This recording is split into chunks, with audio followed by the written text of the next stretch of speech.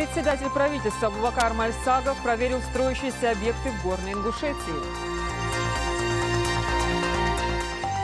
В сельском поселении Орджоникидзевское увеличивается периметр заасфальтированных дорог.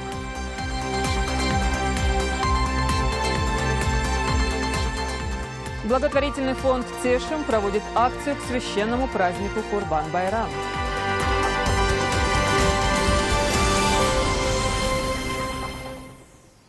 Это новости 24, в студии Лейла Цурова. Добрый вечер.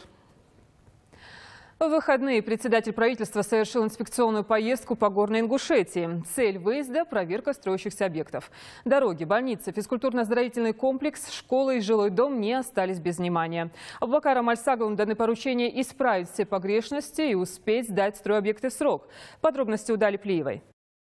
Дорога, строящаяся в Джайрахском районе, стала первым пунктом инспекционной поездки председателя правительства республики. Абубакар Мальсагов осмотрел строящуюся трассу, сделал некоторые замечания, но в общем строительство идет в запланированные сроки, отметил он. Сдать дорожное полотно планируется к концу года. Стоит отметить, что данный отрезок трассы не только строится, но и расширяется. Далее следовал физкультурно-оздоровительный комплекс, где основная часть работ уже окончена. Осталось только собрать каркас здания. ФОКи одновременно могут заниматься до 72 человек. Здесь будут проходить как тренировочные занятия, так и соревнования. Больница в сельском поселении Альгете также не осталась без внимания председателя правительства. Его приезда ждал и министр здравоохранения. Он отметил, что строительство пока что идет в запланированные сроки. Правда, есть и проблемы, на которые необходимы дополнительные средства. К таким относится необходимость ликвидации медицинских отходов. Больница станет районной, она рассчитана на 50 коек-мест, а количество рабочих более 150 человек. По словам министра, тут будут работать не только местные врачи, но и также планируется пригласить специалистов из других регионов. Сдать же стройобъект запланировано к концу октября. Также Абубакар Мальсагов поручил подрядчикам вывести высоковольтную линию за пределы учреждения и построить 2 моста. Через существующие едва проедет одна машина. Проверил председатель правительства и многоэтажку в сельском поселении Гули. На первом этаже жилого дома будет расположен детский садик. В лагере Эдзи строятся дополнительные 2 корпуса. Возводить здание уже начали, а вот окончание запланировано к 2015 году. В каждом корпусе могут разместиться до 200 детей. Завершилась инспекционная поездка председателя правительства в Нижнем Алкуне, где в данное время роется котлован школы на 200 посадочных мест. И, возможно, к сентябрю 2014-го она примет первых учеников. Стоит отметить, что в ходе поездки особое внимание председателя правительства было уделено дорогам. Джайрахский район в этом плане является одним из самых проблематичных, так как здесь их особенно часто размывает. И поэтому на одном из участков Мальсагов дал поручение изменить русло реки, построив дамбу и проложить асфальт. Дали Плиева, Лейла Гайсанова, Тимур Карахоев. Новости 24. В Следственном отделе Карабулака прошло совещание под руководством начальника отдела Федеральной службы исполнения наказаний России по Ингушетии Мухтара Бузуртанова с представителями правоохранительных органов. Главной темой стала невнимательность сотрудников отдела охраны, по чьей вине на свободе оказался заключенный под стражу уроженец сельского поселения Орджоникидзевское. Поводом для совещания послужил побег из лечебного учреждения, находящегося под стражей за мошенничество с деньгами, Мурада Умаровича Умаева. Побег совершен по халатности инспекторов отдела охраны Дзейтова и Добриева. Примерно 06 часов 30 минут утра сбежал следственно арестованный Умаев Мурад Умарович, 1979 года рождения, привлекаемый уголовной ответственности по статье 159 части 3. То есть человек, который совершил преступление путем мошенничества с целью хищения денежных средств особо крупном размере. Значит, преступление произошло конечно, по халатности наших сотрудников. Но сейчас об этом говорить рано. Идет следствие.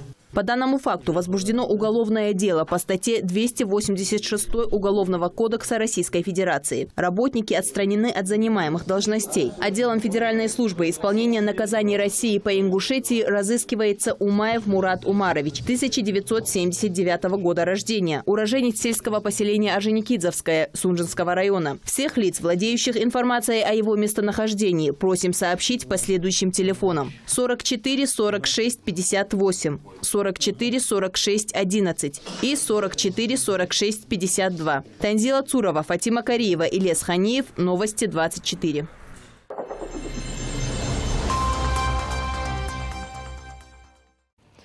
«Поддержим Вовнушки». Так называется акцию, которую провел Комитет промышленности, транспорта, связи и массовых коммуникаций Ингушетии. Акция началась ранним утром и прошла по всем городам и сельским поселениям региона. С ними побывала наш корреспондент Светлана Томова. Автопробег от мэрии города Магаз по всем городам и селам республики прошел сегодня. Акция организована в поддержку башенного комплекса «Вовнушки» в проекте «Россия-10». Со слов организаторов мероприятия, во многих населенных пунктах даже не знают о голосовании. И потому основная цель этого автопробега – информировать население. Акцию организовал Комитет промышленности, транспорта, связи и энергетики. В этой акции участвуют добровольцы. И акция посвящается для того, чтобы проголосовать за Вовнушки. Сегодня мы объездили всю республику, каждое село, районы, центры.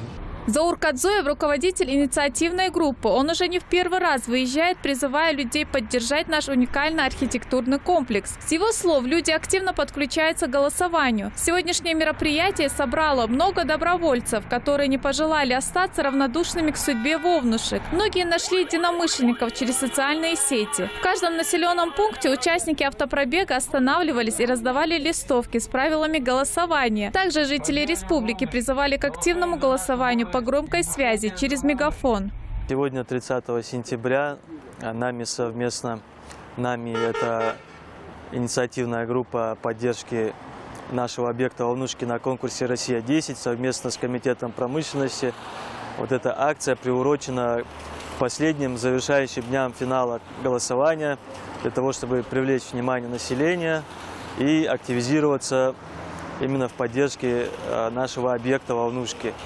Жители Ингушетии активно реагировали на призыв. Тут же брали в руки телефон и голосовали. Равнодушных практически не было. Воевает башня Тайпу-Аздоеву, древняя башня. И я голосовала за эту башню давно уже, даже когда в полуфинале голосовала. И день по 3 голоса я голосовала. И сейчас нам тоже раздали листочки, и мы будем голосовать. Прошу всех, чтобы они проголосовали. Конечно, как и ингуши, мы все за этот комплекс болеем и очень хотим хотя бы раз, чтобы что-то наше высветилось. Ну, хотя и светится что-то. Ну, так вот, желаю успеха всем, особенно республике нашей. Это ингушский знаменитый башенный комплекс, конечно же. Вот из-за него должны голосовать все, я считаю. Никто не должен оставаться в стороне, тем более сейчас вот подходит к концу период этого голосования. И вот предыдущие периоды я тоже очень наблюдала за всеми этими, как проходит голосование. И я считаю, что каждый, кто патриоты нашего народа, все должны активно подключиться и проголосовать. Магомед Индиев – участник инициативной группы. Он в очередной раз разъясняет правила голосования жителям нашей республики. Напоминаем жителям нашей республики что правило голосования с полуфинала на финал оно уже немножко изменилось. Если мы в полуфинале могли проголосовать со своего сотового телефона несколько раз, в принципе неограниченное количество раз, то в финале мы имеем только одну возможность отправки СМС, одну возможность голоса. Национальная телерадиокомпания «Ингушетия» призывает всех жителей республики и всех небезразличных к судьбе башенного комплекса «Вовнушки» проголосовать. Ведь именно ваш голос сможет решить судьбу этого прекрасного памятника, бережно сохраненного для нас нашими предками. Светлана Томова, Сурхо Кусиев. Новости 24. Ровно 15 лет назад в Назране открыла свои двери гимназия номер 1. За эти годы учебное заведение успело завоевать статус инновационного и преуспеть в выпуске высокообразованных и перспективных абитуриентов. Сегодня в честь юбилея было организовано развлекательное мероприятие. Подробности у Хавы Султыговой. Гимназия Назрани – инновационное учебное заведение, работающее в режиме развития, предназначенное для подготовки будущего интеллектуального, научного и культурного потенциала республики. Основана гимназия в 1998 году, и сегодня ей исполнилось 15 лет. В честь этого в актовом зале школы был организован красочный концерт. Поздравить именинницу пришло много гостей. Тамара Хасановна-Мальсагова зачитала приветственный адрес от главы Ингушетии. Здесь трудится дружный, сплоченный коллектив учителей и учащихся. Ваши выпускники успешно учатся в лучших вузах нашей страны. И уверен, что своими знаниями они внесут достойный вклад в развитие нашей республики. Желаю вам дальнейших успехов в деле воспитания подрастающего поколения. С уважением, глава Республики Ингушетия Юнусбек Евкуров. Со дня открытия школы ее несменным руководителем является обладатель многих регалий и званий Марем Галаева. В ходе мероприятия ей было предоставлено слово. Я желаю нашей гимназии успехов, творчества, удачи, всего самого доброго. От лица многих организаций и ведомств были преподнесены различные подарки. В числе высокопоставленных гостей присутствовали и родители учеников. Барзагова Лейла – бабушка одной из гимназисток Баркинхоевой Даяны, участницы и призера многих олимпиад. Огромное спасибо всем, кто обучает наших детей. От имени бабушек, от имени всех родителей. Хочу сказать огромное спасибо. Гимназисты имеют все условия для успешной учебы, физического совершенства и для развития индивидуальных и творческих способностей. В каждом своем номере ученики выражали благодарность своим преподавателям. Мои преподаватели мне дают глубокие знания. Я хочу пожелать своей гимназии, чтобы она все дальше процветала. Учебное заведение входит в число 100 лучших образовательных учреждений национальной образовательной программы «Интеллектуальный и творческий потенциал России» и, несомненно, является одним из лучших образовательных учреждений Ингушетии. Это историческое событие, 15 лет, потому что сегодня выпускники этого инновационного учебного заведения это показывают высокие результаты не только на каких-то форумах, олимпиадах и конкурсах, но и они сегодня достойно представляют республику уже в высших учебных заведениях и, окончивая эти учебные заведения, показывают, насколько высок уровень подготовки этих выпускников уже на работе. Преподаватели вкладывают неоценимый труд в образование своих учеников, и каждый из них заслуживает отдельных похвал. Заместитель директора гимназии поздравил своих коллег с юбилеем их родной школы. Я хорошо помню, когда мы впервые переступили порог этого замечательного здания, с каким энтузиазмом, желанием мы приходили на работу, когда дети нас всегда радовали. Мне иногда кажется, что тяжело работать. Кажется, ну все, вот следующий год, и ты уже не вернешься. Но все равно, когда ты видишь, что ты нужна детям, что тебя хотят видеть, нужны твои знания, которые мы им пытаемся донести до них, и вся усталость приходит, и хочется работать и продолжать. Я хочу сказать, чтобы в нашей гимназии были бы всегда такие замечательные, добрые дети. Пожелать своим коллегам успехов в работе, творческих успехов. Мы, в свою очередь, присоединяемся ко всем поздравлениям. Хава Султыгова, Ахмед Чербижев, Новости 24. В сельском поселении Орджоникидзевское появляются все новые километры асфальтированных автодорог. Местные жители не помнят столь масштабных работ по благоустройству станицы с советских времен. Более 8 километров заасфальтировано за короткое время. Магомед Асканов об итогах работы. Пару недель назад основной отрезок магистрали, ведущей к центральной мечети села, уже был заасфальтирован. Стоит отметить, что улица Дружбы была в свое время одной из первых нецентральных улиц населенного пункта, на которой появился асфальт. Сделано это было для удобства прихожан основного мусульманского храма станицы, но это было 20 лет назад. С тех пор асфальтовое покрытие улицы, конечно же, серьезно обветшало и требовало обновления. Благоустройство улицы к числу первоочередных задач относили и районные чиновники. По этой же улице расположился и садик «Солнечный». По просьбе местных властей дорожники отвели ливневки для того, чтобы вода стекала в центральные трубы. 700 метров дорожного полотна заасфальтировано по улице Дружбы. Работу сунжинские дорожники выполнили быстрыми темпами. Это позволило вовремя закончить строительство дорог и на других участках сельского поселения. Застарелая проблема дорожного хозяйства в Орджоникидзевской была громадная лужа, образующаяся после ливней на пересечении улиц Баяджиева и Пионерской. Из-за особенностей рельефа этого участка села отвести куда-либо воду без масштабных вложений было невозможно. Выход местные власти нашли. На обочинах перекрестка вырыты два поглотителя по несколько метров. Мы в своих селах проводим работы, укладываем асфальт для того, чтобы разгрузить центральные улицы. На этом месте постоянно стояла вода, что вызывало неудобства для жителей. Сейчас вода, которая застаивала здесь, будет перетекать в коллекторы и, по крайней мере, не мешать жителям улицы Пионерская передвигаться. Не так давно дорожники завершили благоустройство участка улицы имени Сулымбека Асканова. Этот уголок жители села считают его настоящим украшением. Везде прокладывают дороги. Во многих местах идет строительство. Здесь теперь не как раньше выглядят улицы. Кроме того, по улице Асканова располагается районная и сельская администрация, дворец культуры, центральная районная больница. По словам чиновников, всего за минувший дорожно-строительный сезон новое асфальтовое покрытие появилось на 8 километрах станичных дорог. Магомед Асканов, Ахмед Парчиев, Новости 24. Вторая группа паломников отправилась в Саудовскую Аравию для совершения хаджа. Отбывающие в Мекку из аэропорта Сулымбека Асканова отметили, что вся организационная работа прошла на высоком уровне. Самолет вылетел согласно графику. Паломников провожала Дали Плиева. В этом году паломники из северокавказских республик в Мекку отправляются с аэропорта Магаз. Для более чем 2000 человек организованы 11 прямых рейсов до столицы Саудовской Аравии. В целях комфортного пребывания паломников до отлета руководством аэропорта созданы все условия. Здесь есть комнаты, отведенные для намаза, небольшое кафе, где их угощают блюдами национальной кухни. В целях безопасности сотрудники аэропорта проверяют багаж. На данном судне Boeing 737 S-800 возьмет на борт 168 паломников. Общих рейсов 11.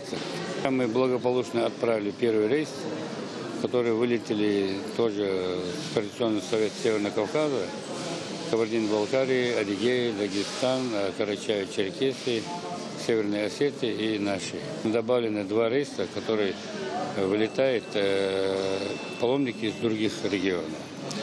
То, что аэропорт в штатном режиме работает, для того, чтобы усилить нам ничего не пришлось, потому что мы на все службы имеем сертификат, у нас аэропорт высшей категории считается и готовности номер 1. А так, условия для паломников мы дополнительно предусмотрели: питание, кафе.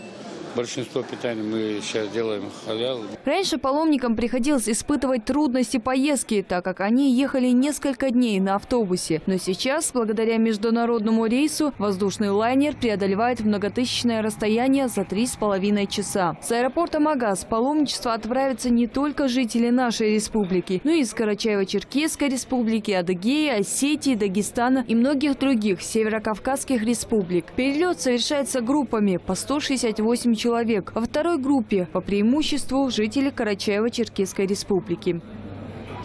Через пару часов вылетаем в Мекку. Мы только что получили паспорта на руки с визами. И с радостью их держим в руках.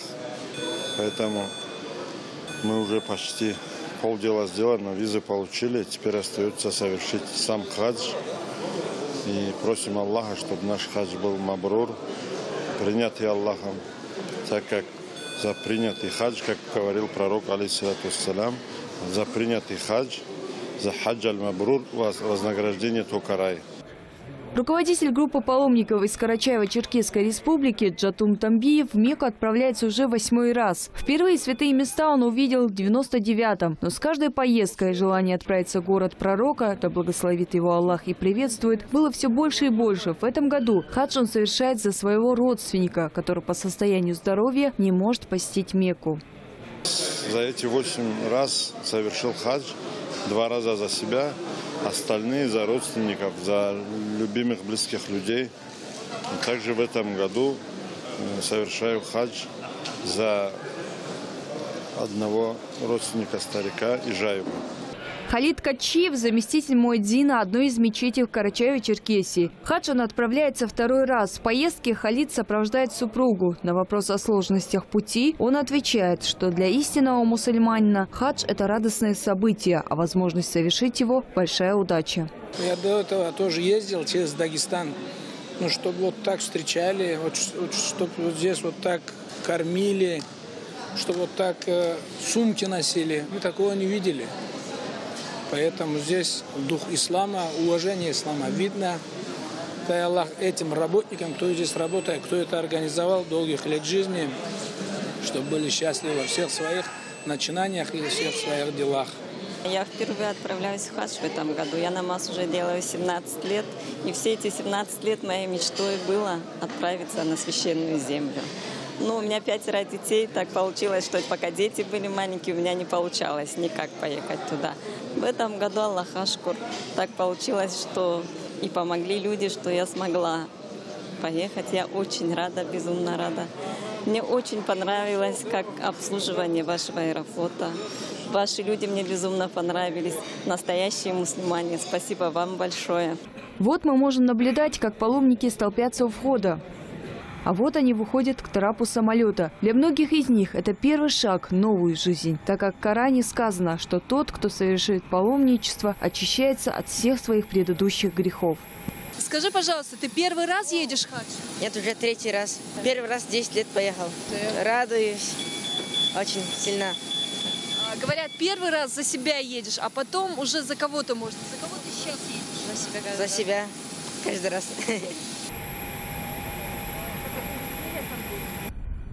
Далее Плиева, Анзор Чехкиев, Новости 24. Благотворительный фонд «Тешим» проводит акцию к священному празднику Курбан-Байрам. Всем желающим предлагается принять участие в жертвоприношении и оказать помощь нуждающимся. Подробности в репортаже Мадины Албагачиевой. Фонд «Тешим» начал свое функционирование 3 месяца назад. Несмотря на это, они провели немало акций в пользу малообеспеченных семей. Среди них благодатный Рамадан. Целью этой акции было накормить и обеспечить продуктами питания нуждающихся. Следующей прошла акция «Дорога в школу». В преддверии 1 сентября фонд собирал средства и передавал их в форме сертификата на 2000 рублей для приобретения канцелярских товаров, обуви и школьной формы малоимущим семьям, чтобы у них была возможность отправить детей в школу.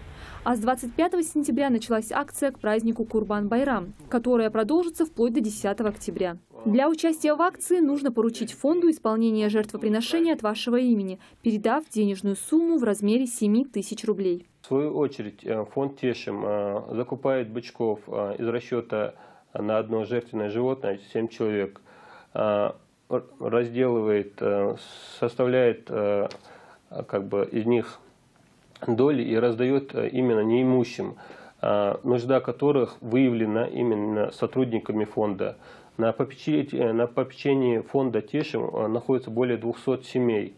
Инспектор по каждому заявлению, у нас инспектор выезжает на место и выявляет степень нуждаемости этого человека по более 40 пунктам. Основная цель этой акции – помочь нуждающимся. Цель благотворительных фондов и некоммерческих организаций, на мой взгляд, является не только выявление каких-то проблемных мест нашего общества, но мы должны и предлагать методы и пути решения этих проблем.